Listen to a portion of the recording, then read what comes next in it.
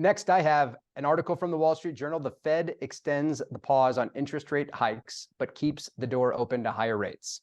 So in the month of November, the Federal Reserve left interest rates unchanged. And they have basically, what's interesting about this, Jake, is their stance to the posture has largely been, and it's highlighted in this article, we're in a wait and see mode, right? We're going to evaluate and monitor the way that things go, which I was joking with our investment management team that it's like the Fed has put a hold rating on the US economy. Like, we're not sure if it's going to get better or worse, so we're just going to monitor and see how it goes. But I think that the fact of the matter here is that we know the Federal Reserve is close to, they've been telegraphing that they're close to pausing their interest rate increases. I just have the opinion, Jake, that the Federal Reserve has so much influence on the market, and I wish it wasn't that way. Well, that's what happens when they do all the stimulus. Yep. And they buy, and they buy government bonds, and they stop buying government. I mean, ideally the economy could just run, but it can't. And so you're right. Yeah, they have an $8 trillion asset portfolio. The Fed has $8 trillion. That's crazy. Yeah. It's so I think that's relevant because it's what's going on. But I just, when I watch the press conferences, when I listen to the guidance and everything that comes out of the Fed, the fact of the matter is, I feel like they are, a lot of times, a lot of the decision makers, they're not elected, right? We don't elect them. And they're really not terribly accountable, but they are very powerful and have a lot of influence over a lot of people's lives.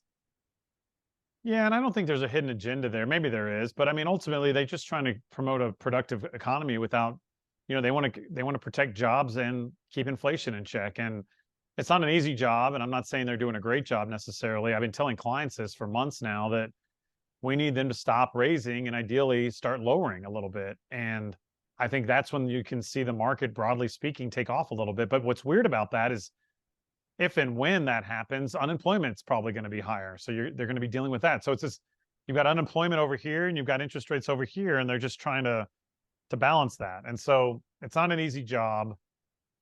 A purist would say, don't even have the Fed and just let happen what will happen. But I think that wouldn't be good either, because then I think things would get really out of control. And so I'm glad they didn't raise rates, but you're right. I think people hang on their words too closely, and I agree they have too much influence. But somebody's got to have it. And true, elected. Right. I think if they were elected, Cory, it'd become too political.